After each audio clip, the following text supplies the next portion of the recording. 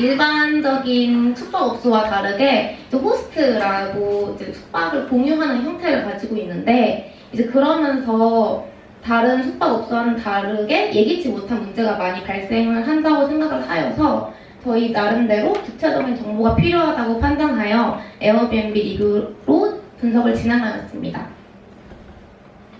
결론적으로 리뷰를 가지고 이제 사람들이 리뷰를 쓸 때 중요하게 여기는 게 무엇인가, 아니면 리뷰를 굳이 읽지 않아도 그 리뷰 안에서 무엇인가 도출할 수 있지 않을까라는 거에서 시작하였습니다. 데이터는 당연히 에어비앤비 리뷰를 크롤링했고, 이제 광역시를 포함한 대한민국의 도시 9곳을 선정하여서 리뷰 크롤링을 하였는데요. 이제 지역별로 방이나 리뷰 수를 보시면 다음 그림과 같습니다. 그래서 결론적으로는 총 약 32,000개의 방과 그리고 약 63만 개의 리뷰를 가지고 63만 개의 리뷰를 수집하였습니다. 이제 에어비앤비가 세계적인 사이트다 보니까 리뷰를 보면 약 40여 개의 언어로 되어 있었어요. 그래서 저희는 좀 더 전처리가 쉽다고 생각한 이제 영어로 진행을 하기로 결정을 해서 이제 팝하고 번역기를 통해서 모든 리뷰를 번역하였습니다. 그 중에서 이제 오류가 이제 특수문자나 이런 게 있으면 네이버 팝하고에서 번역하는 과정에서 오류가 나서 약 2,600개를 제외한 62만 8,000개의 리뷰를 가지고 분석을 진행하였습니다. 이제 리뷰 안에는 단어들이 존재하는데, 이제 그 단어들이 모두 중요한 게 아니니까 그 리뷰에서 단어를 추출하는 과정을 하였는데요.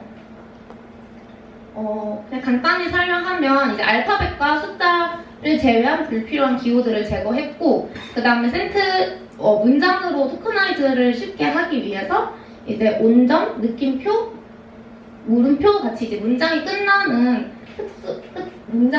정보를 포함하는 이제 기호는 남기고 띄어쓰기도 보정을 하고 이제 문장을 토커나이즈 하였습니다.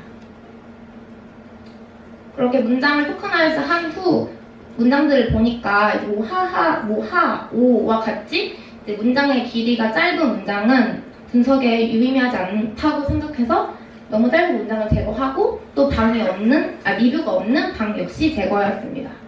그 다음에 문장의 단어로 토크나이즈 한 후 호스트 태깅을 하였는데요. 이제 그 예는 아래와 같이 보실 수 있고, 이 많은 품사 중에 이제 단어에 이제 의미가 있다고 생각하는 명사, 형용사, 동사, 부사만 뽑고, 이제 명사 중에서도 고유명사가 문제가 됐었는데, 이제 고유명사 중에서도 이제 이름이나 뭐 지역 이름, 지역명 이제 이런 것들은 제거하였고, 하지만 저희가 일부러 그 고유명사를 제거하기 위해서 로어링을 나중에 했어요. 그래서 그 문장의 첫 단어 시작이 대문자면 고유명사로 여기서 태깅이 돼서 저희가 일일이 봐가면서 빼지 말아야 할 거는 따로 선택적으로 제거하였습니다. 그 다음 품사별로 이제 4개를 뽑았으니까 이제 품사별로 레메테이션을 진행하였는데, 레메테이션은 표제어 추출로 뭐 동사 같은 경우는 원형으로 바꿔준다거나 뭐 명사 같은 경우는 복수형을 단수형으로 바꿔주는 과정을 말합니다. 그 다음 소문자로 변경을 하였고, 불용어 제거를 하였는데, 이제 불용어는 이제 문장에서 많이 나오는 단어인데 이제 의미가 없는 단어가 있잖아요. 뭐 예를 들어 B라는 거는 이제 의미가 없다고 생각하니까 불용어라고 말을 하는데, 이제 거기서 파이썬에서 NLTK에서 제공하는 불용어 그 셋이 있어요. 그걸 기본으로 사용을 하였고, 제가 분석을 해가면서 이제 어떤 거는 뭐 이거는 의미가 없겠다 하는 건 이제 업데이트 시켜가면서 불용어를 제거하였습니다.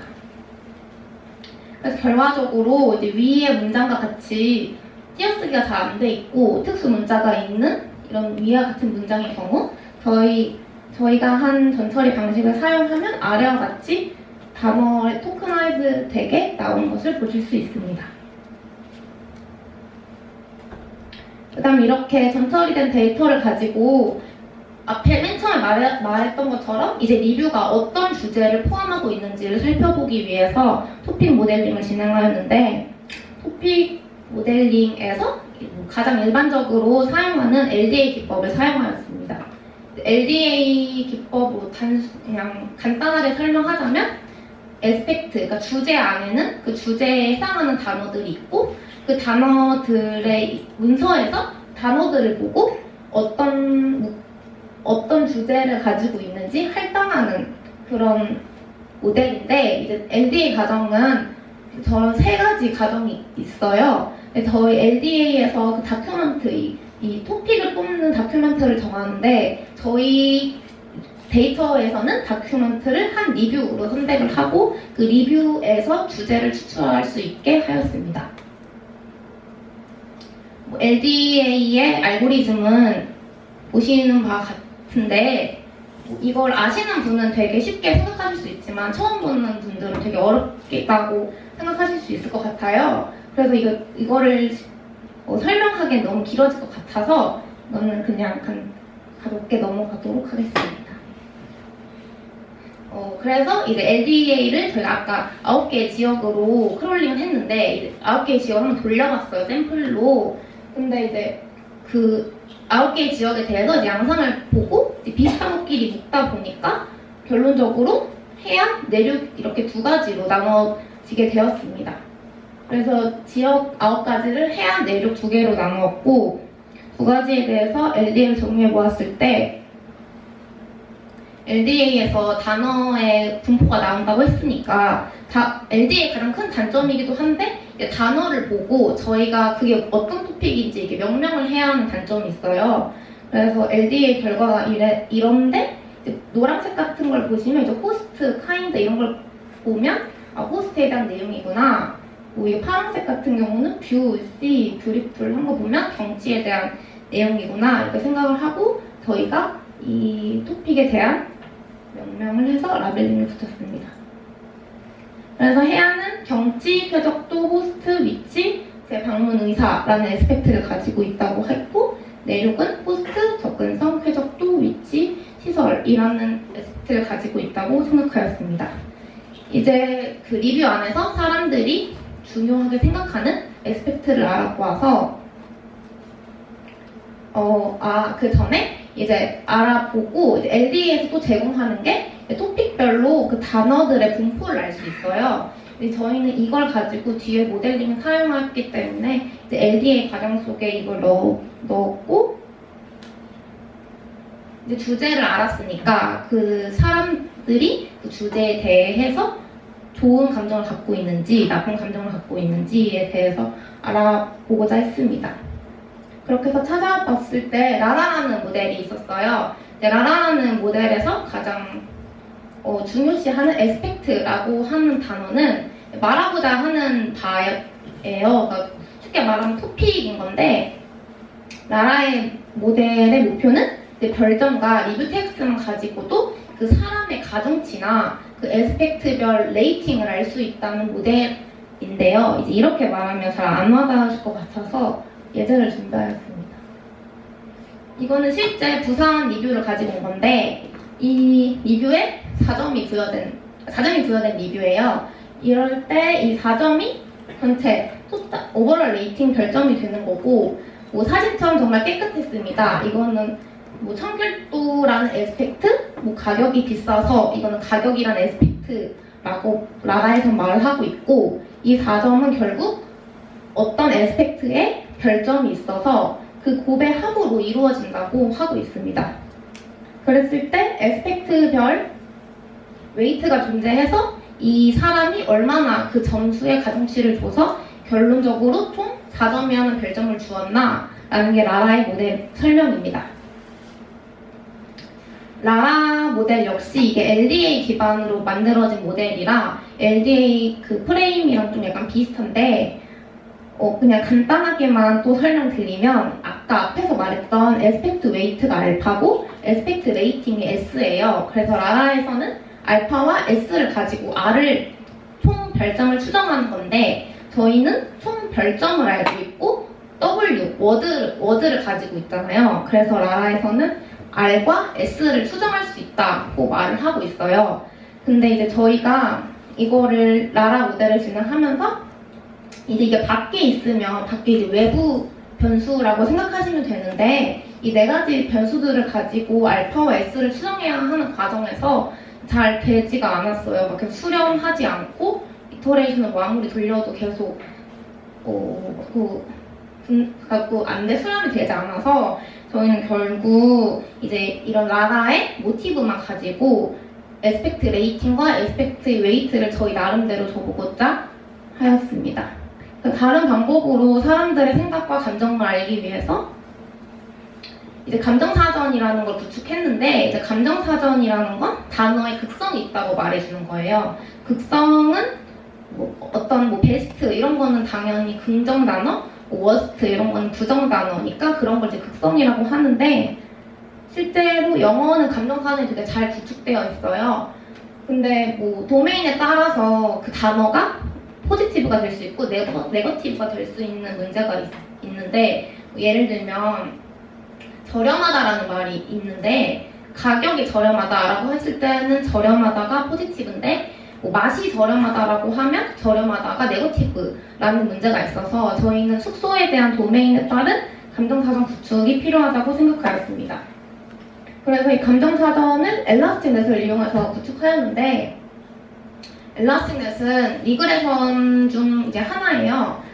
근데 이제 리그레이션을 하다 보면 이제 관측지 수에 비해서 변수가 너무 많아지면 이제 변수별로 성공하기가 높아져서 좀 과적합이 발생하고 예측력이 떨어진다 이런 흔한 말들을 좀 뭔가 보정을 할 수 있는 리그레이션 방법인데 이거를 사용을 하면 이제 OLS를 보통 돌리면 이제 스텝이라는 걸 해서 변수를 선택하고 하지만 엘라스틱넷에서는 자동으로 변수를 선택을 해줘요. 그래서 저희는 이걸 이용해서 감정 점수를 만들었습니다. 여기서 Y가 그 리뷰의 레이팅이 되는 거고 각각의 X가 워드의 그 프리퀀시가 되는 거예요. 그래서 또 간단하게 설명드리면 DTM이 다큐먼트 텀 매트릭스인데 어떤 리뷰에 저런 단어들을 프리퀀시로 세는 거예요. 그거를 X라고 갖고 레이팅을 Y라고 갖고 회귀를 돌리면 그 각 회귀 개수 데이터가 개별의 단어 감정 점수라고 생각해서 감정 사전을 구축하였습니다. 그랬을 때 이제 그 모든 단어 리뷰에 쓰인 모든 단어에서 이제 프리퀀시가 10 이상으로 잘랐을 때 총 2,920개의 단어가 나오는데 이제 그 중에서 엘라스틱을 돌리면 400개 정도가 유의하다고 나왔어요. 그래서 보시면 이제 저희가 회귀 개수를 보고 포지티브는 높은 거대로 솔트시키고 네거티브는 낮은 거대로 솔트시킨 건데 보시면 퍼펙틀리 이런 게 포지티브에 있고 네거티브에 이너컬트 이런 것들이 있는 컨퓨즈 이런 것들이 있는데 이제 저희는 이게 성능에 대해서도 생각을 당연히 해봐야 되잖아요. 근데 이게 뒤에서 말씀드리겠지만 이 리뷰가 4, 5점에 약간 좀 스큐도 됐어요. 거의 4, 5점에 가 있어서 저희가 그걸 좀 보완하고자 4, 5점에서 다 리뷰들을 샘플링해서 리그레이션도 하고 했는데 이게 제일 좋은 성능이어서 이 버전을 갖고 왔고 어쨌든 이 회귀 개수를 결과로 모델링을 하였습니다. 결론적으로 앞에서 말씀드렸던 LDA에서 주제의 단어 분포를 알 수 있고 그 단어 그리고 이제 감정사전으로 구축해서 워드별로 회귀 개수의 센티먼트 스코어를 알 수 있으니까 이 두 개를 가지고 에스펙트 레이팅과 웨이트를 구할 수 있다고 생각하였습니다. 이 두 가지를 가중치를 줘서 문서의 주제별 평점을 구했는데 이런 과정으로 스코어링을 했어요. 보시면 DTM을 보시면 한 룸 안에 있는 단어의 프리퀀시들을 센 거예요. 그리고 엘라스틱넷은 아까 그 엘라스틱넷을 돌리고 회귀 개수, 감정 점수를 넣은 거고 그 다음에 이 도메인에 대해서 구축을 했지만 또 그 도메인 중에서도 에스펙트별로 감정이 다를 수 있다고 생각하여서 에스펙트별로 워드의 가중치를 부여하였습니다. 근데 이제 문제가 룸별로 단어의 개수가 다르다는 그런 문제점을 갖고 있어서 룸별로 스케일을 시켰고, 그 다음에 결론적으로 나오는 토픽별 레이팅이 토픽별로 그 기준을 맞추기 위해서 민믹스 스케일을 시켰어요. 그래서 지금은 제가 예제로 갖고 와서 8, 11.4, 13, 5, 4 이렇게 돼 있는데 결론적으로는 0하고 1 사이의 값이 나오도록 모델링 하였습니다. 이게 저희가 구해본 값인데 이게 레이더 차트인데 주황색을 보시면 아까 이 방법으로 모든 제주도의 모든 룸에 대해서 스코어링을 한 거예요.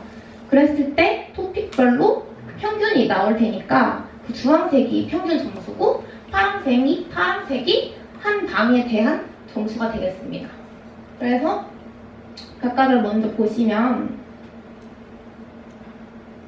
왼쪽 같은 경우는 다른 에스펙트는 평균보다 낮지만 로케이션, 위치에 관해서는 점수가 높다고 나왔어요. 그래서 이 방의 실제 리뷰를 보면 이제 여기 퀴키한 형이 낮다, 힘들었다, 뭐 이런 말들은 룸에 해당되는 말이 있고 이제 그게 평균보다 낮아서 잘 나왔다고 생각했고, 또 여기서 보면 이렇게 안 좋은 말들이 있지만 최적의 장소가 아닐까 합니다. 뭐 편의점도 가까이 있어요. 맥주 마시기도 좋습니다. 이런 문장들을 보고서 로케이션도 뭐 괜찮게 나왔다고 생각을 하였습니다. 하지만 모든 결과가 좋진 않았고 이제 이 오른쪽과 같이 오른쪽은 이제 리비지트라고 저희가 뭐 재방문 가능성이라고 명명을 했는데 이제 그게 자기가 이 방을 또 방문하고 싶은 생각이 많다 이런 에스펙트인데 이제 그거는 높고 호스트는 평균보다 낮은 걸 볼 수 있어요. 근데 저희가 리뷰를 실제로 본 결과 호스트에 대한 되게 긍정적인 리뷰가 많이 나와서 되게 안 좋게 나왔다고 생각했습니다. 결론적으로 저희가 에스펙트별 스코어링을 한 게 이제 별점과 텍스트만을 가지고 라벨링을 했다는 거에 의의를 뒀는데 뭐 사이트마다 다르지만 사이트마다 에스펙트별로, 그러니까 주제별로 레이팅하는 사이트도 있고 안 하는 사이트도 있어요. 저는 그런 경우에 이제 저희의 이런 관점을 사용해 볼 수 있지 않을까에 대해 생각해 보았습니다. 그리고 예를 들면 사람마다 방을 정하는 기준이 다를 수 있잖아요. 가격은 싸도 호스트는 착했으면 좋겠다 라고 생각했을 때 보통 숙소 홈페이지 사이트에서 제공하는 그 룸솔트 하는 기준이 평균 별점이라고 들었어요. 근데 그것보다는 자기가 가격 위치보단 호스트의 가중치를 더 주면 에스펙트별 레이팅이 방별로 있으니까 조금 더 자기가 중요시하는 부분에 있어서 방을 선택할 수 있다고 생각하였습니다. 그 다음 한 개인데 앞에서 말씀드렸던 것처럼 이제 평점 레이팅을 보시면 4, 5점에 몰려있는 경향이 있어요. 그리고 이게 0점도 4,000개나 있는데 이게 지금 1.2점에 비해서 훨씬 많잖아요. 이게 0점이 그 호스트가 갑자기 방을 취소하면 자동으로 리뷰가 매겨져요. 0점으로. 호스트가 방을 취소하였습니다. 그래서 0점은 이제 실제로 그 사람들이 단 리뷰가 아니고 결론적으로 부정적인 건 거의 존재하지 않는다고 볼 수 있어서 이제 엘라스틴의 결과나 이제 그런 게 안 좋다고 생각을 하였습니다. 근데 저희는 솔직히 말씀드리면 아까 앞에서 실패했던 라라 모델을 얼마 전까지만 해도 계속 잡고 있었어요. 뭔가 새로운 걸 해보고 싶었고 할 수 있을 것 같아서 메모리 에러가 계속 나오면 GCP에서도 해보고 막 돈도 내가면서 더 좋은 환경에서 해보고 싶어서 막 돈도 썼는데 안 되고 진짜 별거 다 해봤는데 그래서 계속 못 버렸어요. 아까워서. 근데 어쨌든 저희가 리뷰 솔직히 크롤링도 되게 가볍게 설명했지만 되게 오랜 시간 걸렸거든요. 팝하고 돌리고 하는 것도. 그래서 그냥 이거를 어떻게든 해봐야겠다고 생각해서 진짜 저희가 생각해도 솔직히 결과가 많이 미흡한 것도 저희도 알아요. 그래서 뭔가 그런 게 한계라기보다는 제가 굉장히 아쉽게 생각하는 부분인데 저희는 이제 뭔가 나라는 저는 개인적으로 팀원들하고 더 해보고 싶은 마음이 있어서 이거 프로젝트가 끝나고도 더 해볼 생각이 있습니다. 네.